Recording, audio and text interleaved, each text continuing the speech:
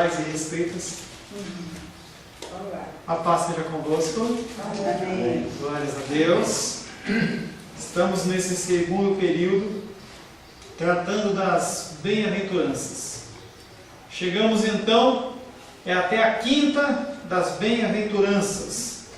Mateus capítulo 5, verso 7.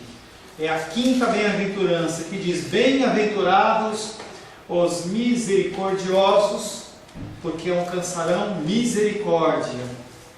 E aqueles que não são misericordiosos? Não alcançarão misericórdia. Ai, ai, ai. Ai, ai, ai. Essa declaração representa um novo estágio da descrição do cristão, contida nas bem-aventuranças. Verifica-se uma modificação no tipo e variedade da descrição. Eu vou te explicar isso. Passamos agora a nos interessar mais pelas disposições do crente, olhando mais para os resultados de tudo quanto antes fora dito. Nós já passamos por 4 bem-aventuranças, e essa quinta bem-aventurança, ela vem falando em grande parte o que você fez com as 4 que você já aprendeu. Você já colocou em prática? Você utilizou de alguma forma? Ou você continua só engordando em relação ao conhecimento e não põe nada em prática? Naturalmente, isso também se dá no caso das bem-aventuranças subsequentes. Até a 4ª, ele falava como proceder. Agora ele está falando assim: o que você vai fazer com isso? Nesse caso, nós vamos falar sobre a misericórdia. Já vimos alguns dos resultados que verificam quando um homem realmente já se viu a si mesmo. Quando você para e você olha para si mesmo, você não vê algo bom. Quando nós chegamos aqui, a Rosário foi lá na pia e ela viu que tinha uma sujeira lá na pia. E ela falou assim: o que é isso? E ela pôde contemplar ali uma sujeira. Quando a Rosângela foi passar aqui, ela falou assim: vou deixar a porta do banheiro para sair o cheiro. Cheiro ruim. Quando você para e você começa a analisar a sua vida perante a palavra de Deus, você vê o que, Rosário? Sujeira. E você sente que cheiro bom? Cheiro ruim. Não, pastor, eu tenho um perfume de Cristo. Antes você tivesse. Você como eu exalamos. Misericórdia, né? Quem tem que ter misericórdia é Deus. Eu não tenho, eu ainda não alcancei misericórdia. Ah, tá. Misericórdia. Sim. Pensei que você estava pedindo misericórdia. Já. Nem começamos, já está pedindo misericórdia. Quando nós olhamos a nós mesmos, nós vestimos uma roupa fedida, cheia de mancha, cheia de sujeira, e o nosso cristianismo, ele fede. Gandhi, ele quando ouviu a palavra de Deus, eu já falei isso para vocês, ele respondeu para aquele missionário: acho muito bonitas as palavras que vocês estão me falando. Se vocês vivessem o que vocês falam, eu iria ser cristão. Mas eu não vejo isso. Eu não vejo isso. Se você pegar a grande massa de cristãos no Brasil, eu vou chutar baixo. 70% está por causa de condições financeiras, atrás de dinheiro. Ou de qualquer outra coisa. Uma outra parcela grande, talvez em torno de 20%, sejam pessoas que estão no cristianismo e não sabem nem o que está acontecendo. A pessoa fica que nem segue em tiroteio. Nunca leu a Bíblia, não sabe o que é Gênesis, Apocalipse, não conhece nada. Quando você pensa em população mundial, você encontra pessoas numa grande quantidade que nunca ouviram falar da palavra Deus. Dentro dessa palestra do seminário que eu estava lá, a pessoa estava testificando que eles passaram, ele andou em alguns países em que as pessoas elas simplesmente nunca ouviram falar de Deus. Não é Jesus. É Deus. Deus? O que é isso? Esse é o cristianismo que eu e você vivemos. Em que você está muito mais preocupado em você fazer a manutenção da sua net, para você ter um pacote do HBO, do que realmente ajudar um missionário que está pregando a palavra por aí. Seja no Brasil, seja no mundo. As pessoas elas não estão preocupadas com o próximo. Quando Jesus Cristo vem e fala, amar a Deus sobre todas as coisas e o próximo como a ti mesmo, Ele não está falando para você se amar mais. Você já se ama demais. Está falando para amar os outros. Mas não, eu quero mais. Eu quero mais. Eu tenho visto no Facebook uma postagem de um cara que colocou como amigo lá, em que o cara está participando de um seminário chamado Negócio Fechado. Aqui você fica rico. Caramba! As pessoas parecem que elas não leem o cristianismo e veem que Jesus Cristo fala que ele não tinha uma pedra onde apoiar a cabeça.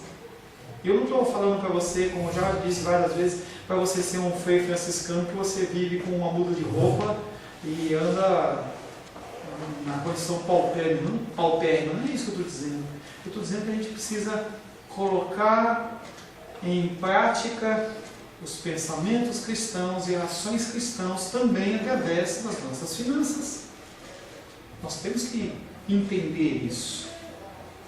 Nós somos totalmente depravados. Esse é o título que dá dentro da cultura reformada para o ser humano, totalmente depravado. Se não fosse o Senhor, que até o Salmo diz, se não for o Senhor que esteve ao nosso lado, o inimigo em sua ira nos teria consumido. Mas Ele, Deus, nos livrou. E hoje nós vamos como pássaros. Nas asas do Espírito nós vamos como águias, junto das regiões celestiais. Mas mesmo assim o meu coração e o teu coração é totalmente depravado. Afasta do Espírito Santo de você, você vai cometer atrocidades. Eu e você só pensamos em nós mesmos. Aqui, pois, estão algumas outras consequências que inevitavelmente terão de manifestar-se quando uma pessoa se torna verdadeiramente crente. Se você é crente, você tem que ter misericórdia na sua vida. Pastor, eu não tenho misericórdia. Você não é crente. Entenda que eu estou falando entre um 0 e um 100%, que não é possível porque é a figura de Jesus Cristo, e eu não tenho como medir isso em você. Não há como medir a misericórdia. Mas uma pessoa que ela é realmente cristã, em alguma medida ela tem misericórdia no seu coração. Ela consegue olhar para as pessoas com misericórdia. Pastor, o que é misericórdia? Ainda vai alguns domingos para a gente chegar direitinho nessa definição. Eu não estou aqui para colocar na tua cabeça um conceito formado, e sim construir com você um conceito. Novamente podemos enfatizar o fato de que o nosso Senhor Jesus Cristo escolheu uma sequência de exposição criteriosa. Ele não falou de qualquer coisa. Ele não foi falando, ei gente, vamos falar do que agora? Ah, fala disso, Jesus. Aí eu vou falar, não. Ele foi construindo aquilo que eu tenho falado para vocês. É uma escada em que você vai passando de ponto a ponto, a ponto, a ponto. Não tem como você ser uma coisa sem ser outra. Você tem que identificar no teu coração, primeiro, uma mansidão. Você tem que entender que o seu coração é um coração humilde, tem que ser humilde, você tem que ver a tua condição pecaminosa, para depois você poder olhar para a pessoa e falar assim, o que aquela pessoa está fazendo para mim, eu faço até pior, eu tenho que amar ela também. Sabe, minha querida? Como é que é? Não tem como a pessoa ser uma coisa sem ser outra? Não tem como a pessoa ser misericordiosa se ela não tem mansidão no coração.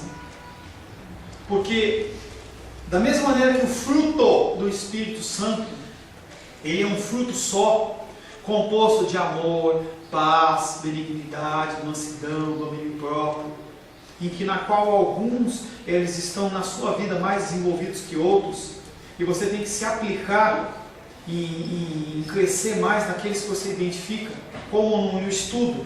E a gente vinha olhando o boletim da Luísa, e aí eu olho, vejo que ela está bem em inglês, ela está bem em ciências, mas ela está um pouco mais deficiente em geografia, então é ali que ela tem que usar as energias dela. Da mesma maneira, dentro das bem-aventuranças, não tem como você ser uma pessoa que tem misericórdia, mas que você não é manso, que você é uma pessoa soberba de coração, porque você vai sempre achar que aquela pessoa, ela está onde ela está, porque ela tem que estar, e não porque ela é igual a você, que você tem que estender a mão para ela, você tem que abençoar ela. A misericórdia é um conceito cada vez mais complexo, porque nós temos que nos aprimorar como cristão em uma série de aspectos. Como dentro da escolaridade você não tem como aprender fração, você é professor do quê? Geografia. A Lúlia tem toda geografia. Que ano você dá aula de geografia? Ensino médio. Ensino médio. Eu entendo. Em matemática é mais fácil, mas em geografia também deve ser assim. Você parte de conceitos mais simples da geografia, para depois você partir de partes mais complexas. Sim ou não? Ou você vai no mais complexo? Não tem como. Como é que ela pode falar sobre o clima de uma região, sobre a formação rochosa de uma região, se a pessoa não conhece o básico? Não conhece a estrutura básica. Nós temos tratado as bem-aventuranças dentro dessa ótica, uma sequência lógica que Jesus Cristo estabeleceu. Essa bem-aventurança em particular deriva-se de todas as outras que a antecedem e está conectada especialmente com aquela que vem imediatamente anterior. Bem-aventurados que têm fome e sede de justiça, porque eles serão fartos. Então nós chegamos na quinta bem-aventurança. Bem-aventurados os misericordiosos, porque alcançarão misericórdia. Tremendo teste para cada um de nós, para saber a quanto anda o nosso coração em relação à nossa fé cristã. Tremendo teste. Mais difícil do que a OAB. Mais difícil do que entrar no Senado Federal ou ser embaixador do Brasil é você começar a olhar para o seu coração e ver como você não é misericordioso com as pessoas. Às vezes eu me pego olhando para mim mesmo e eu falo assim, que vergonha! Como é que eu vou para frente da igreja? Com esse tipo de comportamento com as pessoas. Falta de amor, falta de misericórdia com as pessoas que estão à minha volta, com a minha esposa, com a minha filha, com o meu filho, com os meus pais, com meus irmãos. Falta de misericórdia total, completa e respeito. Pastor, você é ruim assim? Ixi, muito pior. Que tremendo teste para nós. É uma declaração que sonda os nossos corações. Cristo esclareceu que essas são as pessoas felizes. São as pessoas que merecem ser congratuladas ou cumprimentadas. É assim que o homem deveria ser. Eu não estou falando como não cristão. Com não cristão. Não estou falando com o cara que está no bar. Eu não estou falando com político corrupto. Eu estou falando com cristão. Estou falando com cristãos que estão aqui nesta manhã, que tem 5, 10, 15, 20, 30, 35, 40 ou mais de cristianismo, e você deveria ficar envergonhado com o tempo de cristianismo que você tem e como você não tem misericórdia.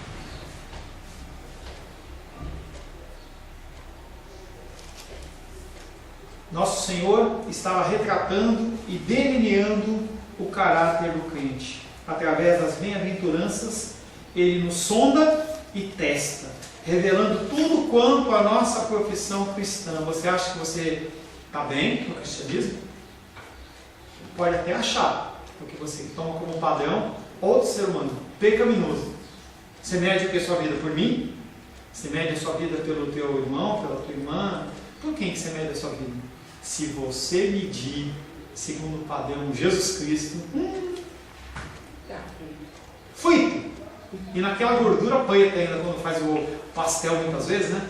Frito. Esses testes fazem nos lembrar de determinadas verdades, as quais são centrais e primárias no tocante à posição cristã inteira. Jesus Cristo não está preocupado se está com cabelo comprido, curto, usa maquiagem. Ele está preocupado como é que você age dentro dessas coisas. É isso que ele está falando. Para de se preocupar com as coisas externas. Se preocupa com as coisas que são principais. Por que eu vou ficar preocupado com o motor do meu carro, ou não sei o que, a pintura, ou o quadro da casa, está faltando arroz e feijão na mesa? O cristianismo hoje, ele está desse jeito, não tem a comida na mesa. Tem só aqueles salgadinhos de isopor, aqueles docinhos sem vergonhas, que não alimentam nada. As pessoas vão para a igreja e não aprendem nada, não vivem nada, não são confrontadas em nada. Elas estão apenas à busca da próxima emoção, do arrepio na coluna, da oração do pastor, de cair no chão. É isso que eles estão atrás, de olhar para você e falar assim: você é uma bênção. Não, você é miserável. Eu sou miserável. Os púlpitos não falam isso porque não atrai pessoas. As pessoas não querem ouvir que elas estão pecando, estão em pecado, elas querem ouvir que está tudo certo. Tinha um pastor conhecido nosso que ele começava a pregar dentro do evangelho. A hora que ele via que as pessoas começavam a ficar dispersas, falava assim: há um anjo aqui. Aí ele fala: oh, que legal! Ele derramando a bênção e cai a unção. E o cara fala: ai, como é legal essa igreja, como eu estou feliz. Caminhando em direção ao inferno.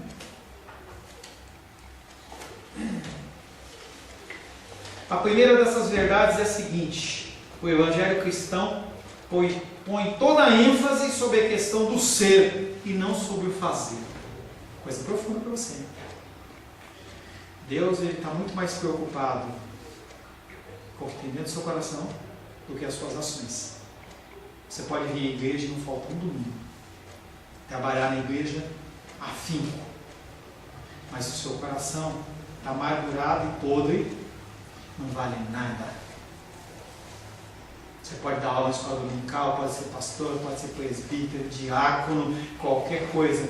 Se o teu coração ele não está focado em Deus, não vale absolutamente nada que você faz. Eu não estou dizendo para você não fazer nada. Tiago diz, e eu falei no começo do módulo anterior de oração: a fé sem obras ela é morta. Mas entenda que é um princípio que eu venho falando, e eu vou falar bastante nesse de misericórdia, em que o princípio não é fazer para conseguir, é fazer porque você conseguiu, porque você é salvo. Você tem que agir de uma maneira diferente, você tem que falar diferente, tem que agir diferente, tem que pensar diferente. Porque perante aqui, olha que bonitinho, está com a camisinha bonitinha, vejo, às vezes está com um conjuntinho lá, bonitinho, black e tal, lindinho, mas o coração, eu posso olhar e falar assim: nossa, como ela é cristã, né? Mas o coração dela perante Deus. Quando você entra em casa, fecha as portas, vai dormir, é só você e o Senhor. Que odor exala. Essa é a coisa. O evangelho cristão põe toda a sua ênfase sobre a questão do ser e não sobre a questão do fazer. O evangelho dá muito maior importância às nossas atitudes que às nossas ações. Motivação do seu coração. Você ajuda, você faz, você trabalha, você... Tá aqui. Eu gosto de orar, pastor. Tá aqui. Porque você quer manter o relacionamento com o Senhor, ou você quer aparecer? Porque Jesus Cristo, ele confrontava. Falou assim: hipócritas, que gostam de orar na frente das pessoas, simplesmente para a pessoa falar assim: uau, como ele ora! Oração é importante, mas qual a motivação? Qual a motivação de você vir para a igreja? Por que você veio para a igreja?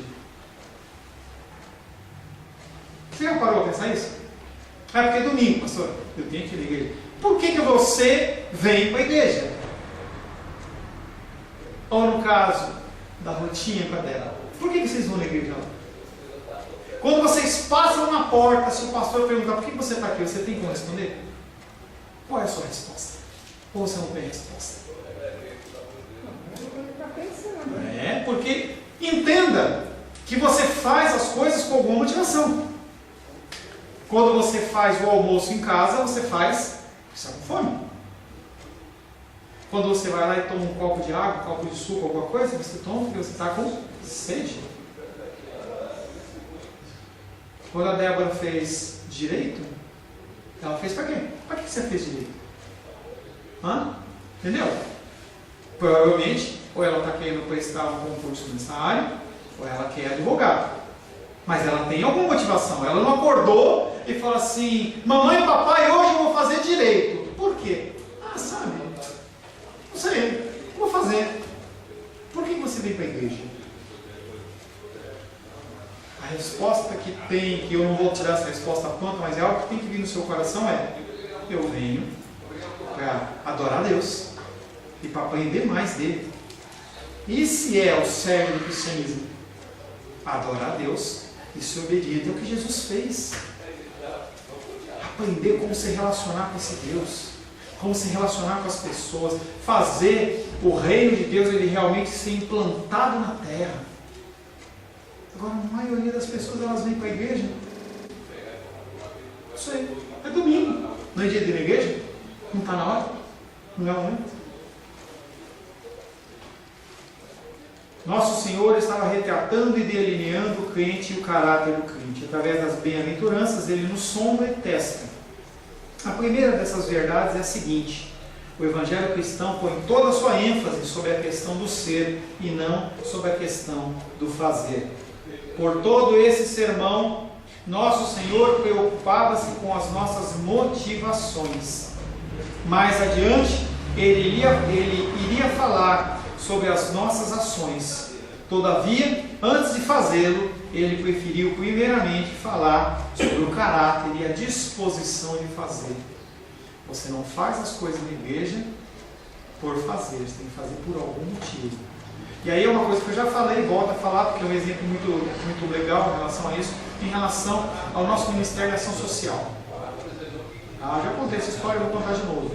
O Lindinha chegou para mim no final de ano e falou: a gente precisa fazer alguma coisa.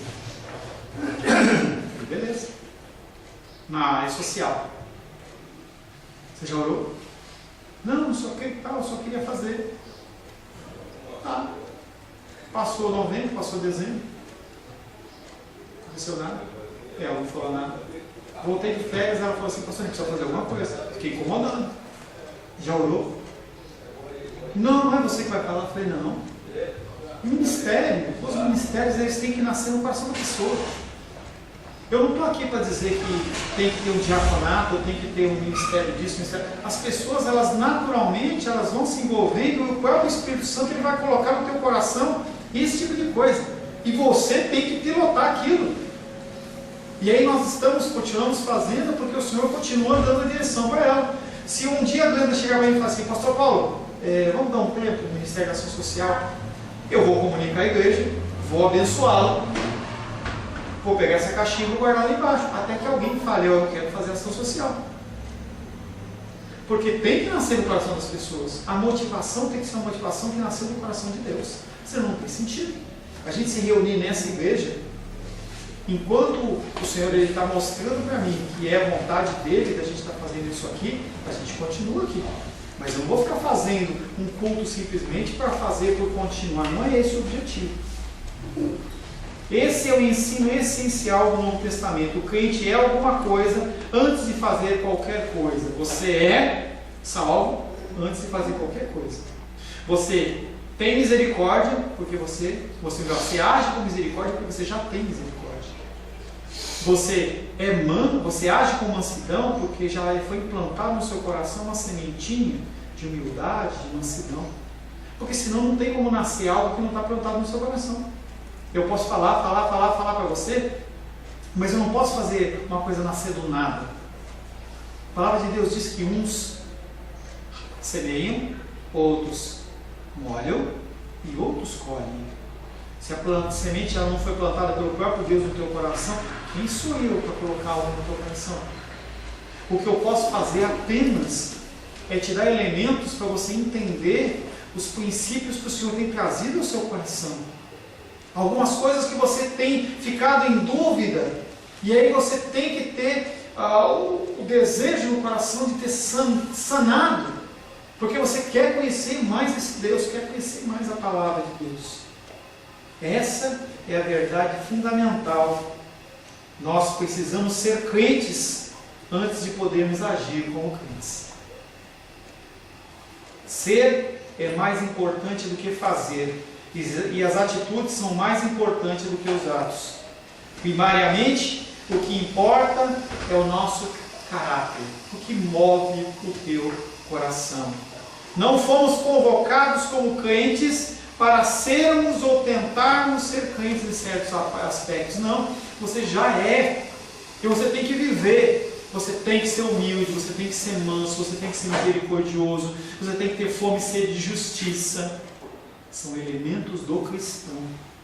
Ser crente é possuir determinado caráter e, portanto, é ser um tipo certo de pessoa. Contudo, essa verdade é erroneamente interpretada com tanta frequência que a maioria das pessoas pensa que o Novo Testamento nos ensina a tentar ser crentes, quando este ou aquele aspecto, em relação a este ou aquele aspecto, procurando viver como um crente vive neste ou naquele particular. Culto após culto, você não vai para a igreja para você aprender a ser, e sim para mostrar que você já é e que você tem que agir. Porque quando a palavra ela é falada, e eu não conheço de geografia, mas se eu tiver algum texto aqui começar a falar, a Débora ela vai se identificar porque ela já conhece. Uma maioria talvez não entenda, talvez lembre de alguma coisa, mas alguns conceitos específicos ela vai saber e outros não. Se isso não já foi plantado no coração, já era.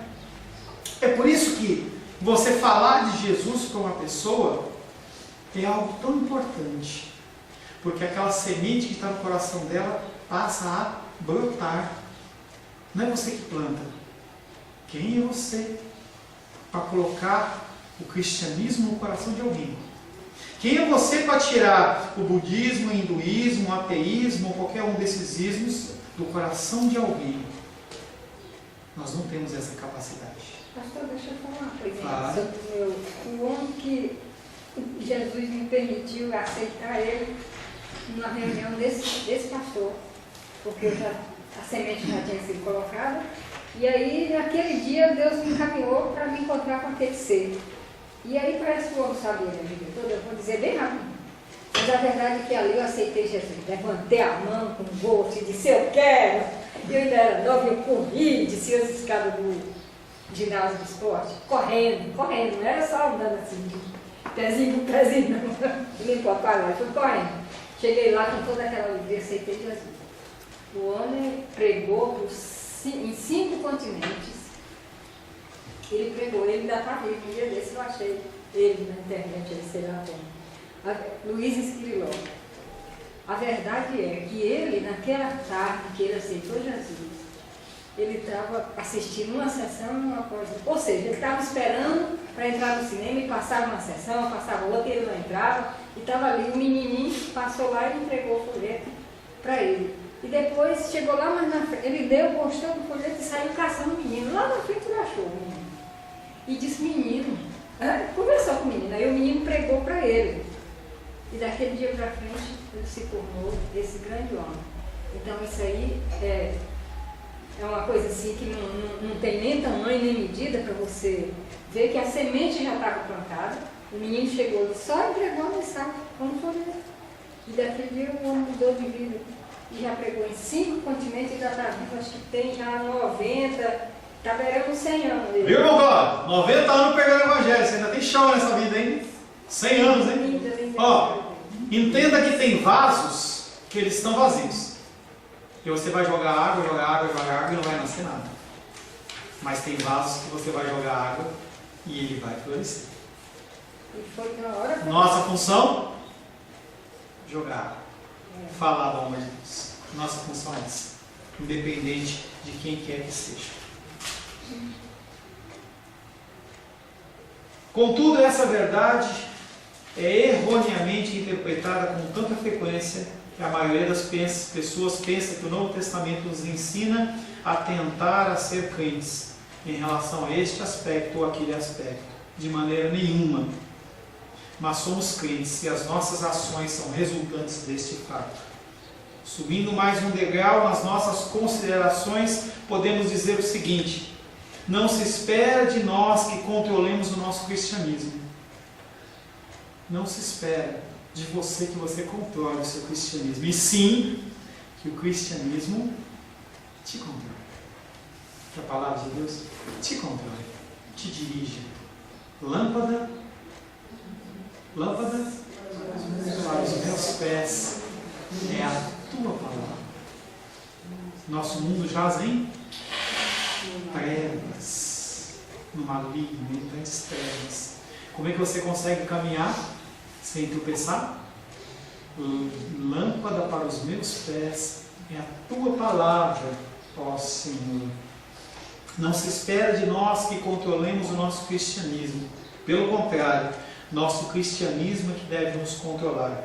A ideia é que o meu cristianismo precisa controlar-me. É necessário e essencial que eu seja governado pela verdade, visto que a operação do Espírito Santo em meu íntimo me tornou crente. Entendeu? O Espírito Santo vai lá e musiquinha para o irmão Cláudio quando ele canta, até fecha o olho. Tocou-me, Jesus tocou-me, de paz ele encheu meu coração.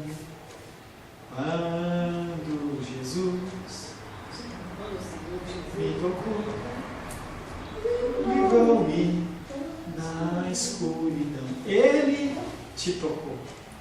Ele te tocou. Gálatas capítulo 2, versos 19 e 20.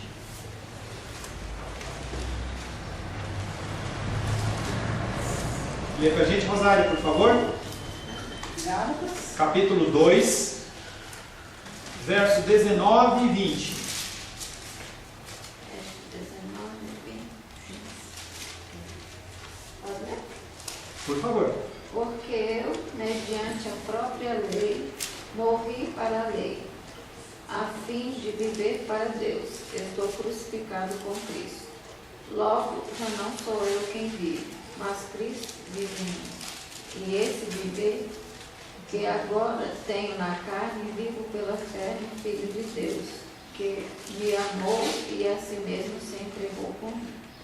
Eu morri. O apóstolo Paulo fala, eu morri. Eu estou crucificado em Cristo. As minhas ações, elas têm que ser ações que refletem o Senhor, refletem o seu pensar, reflete o seu falar, reflete o seu agir. É como se Paulo estivesse dizendo, é Cristo que me controla, não eu mesmo. Portanto, não devo conceber a minha pessoa como um homem natural que esteja procurando controlar as suas atitudes e tentando ser um crente de diversas maneiras. Não, mas pelo contrário, o seu Espírito me controla desde o próprio centro da minha vida, dirigindo a própria fonte do meu ser, o manancial de onde brotam todas as minhas atividades. Pastor, eu não consigo. Confesso a você que eu também não consigo. A nossa carne e o nosso espírito, eles ficam militando tempo após tempo, dia após dia, e é uma luta contínua, em que o Espírito Santo ele te convence do pecado, você se arrepende, você vai à cruz, recebe o perdão e começa tudo de novo. E esse é o caminho do cristão. Levanta, tropeça, cai, levanta, tropeça, cai. O Espírito Santo ele nos convence dia após dia do nosso erro, nos levando ao arrependimento. Ninguém pode ler essas bem-aventuranças sem chegar a essa conclusão. A fé cristã não é algo que se manifeste apenas na superfície na vida de um homem. Não é meramente um verniz. Eu vejo a Rosângela fazendo umas peças lá de MDF, de madeira dela, e quando ela aplica lá a tinta, ela aplica o verniz, é apenas uma camada. Às vezes você compra uma joia de ouro que ela é apenas folheada a ouro. Se você der uma ralada ali, você vai ver que por baixo tem outro tipo de metal. Se você pegar alguma peça de madeira dela e você lixar, você vai ver que tem madeira embaixo. Vai sair a tinta, vai sair o verniz. O nosso cristianismo, você tem que ser ralado, ralado, ralado e sempre continuar parecendo Cristo. É lógico que chega uma hora nesse esmeril que você vai encontrar Paulo, que você vai encontrar Glenda, carne.